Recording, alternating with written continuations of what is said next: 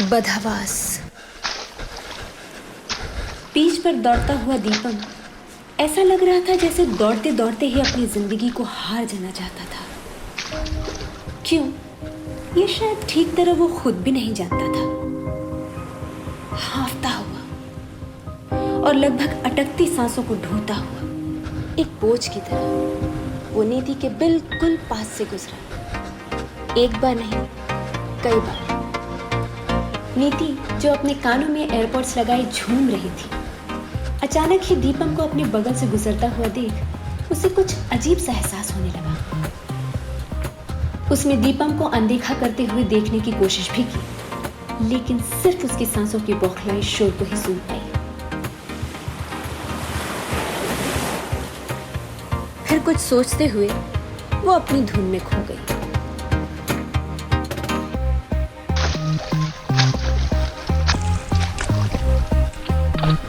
कुछ दूर तक दीपम टूटती सांसों के जरिए खुद को संभालते हुए दौड़ता रहा।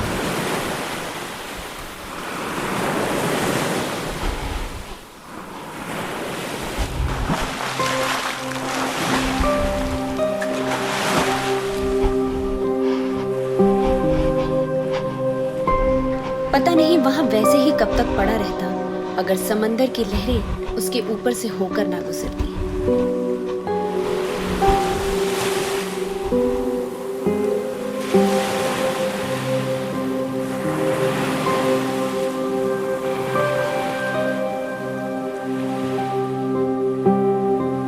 आती जाती लहरों को गौर से देखता रहा।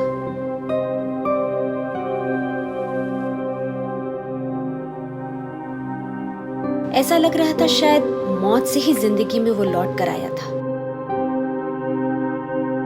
आसपास कोई नहीं था। उठ के पीछे मुड़ा और धीमे कदमों से चल पड़ा।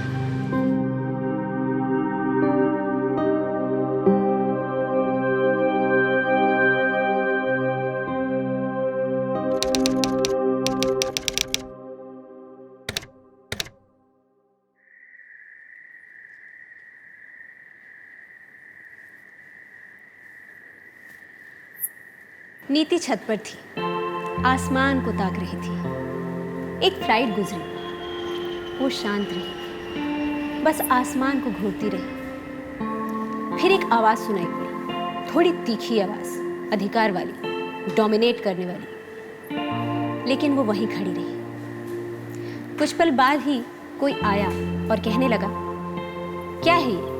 मैं नोटिस कर रहा हूँ, मैं घर में होता हूँ तो तुम ज़्यादातर टाइम अपना टेरेस पर, बाहर कॉफ़ी हाउस में, गार्डन में या फिर बीच पर स्पेंड करती हो। क्या मेरा साथ अच्छा नहीं लगता तुम्हें? नीति मुड़कर उसे देखने लगी, जैसे वो स्कैन कर रही हो। आंखों में एक साथ कई चुपचाप सवाल थे जो शोर मचा रहे थे। ये औरिंदम नहीं था। उसके अरवी को वापस आने में अभी 3 महीने और लगने वाले थे। ये विश्वा है, उसका बॉयफ्रेंड। पिछले 1 साल से साथ में ही रह रहा है।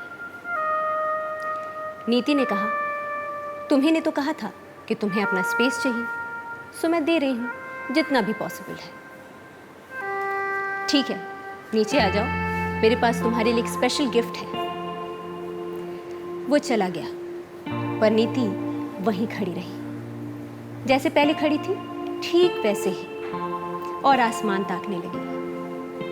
तभी एक फ्लाइट और गुजरी जो नीति के चेहरे पर एक मुस्कान छोड़ गई।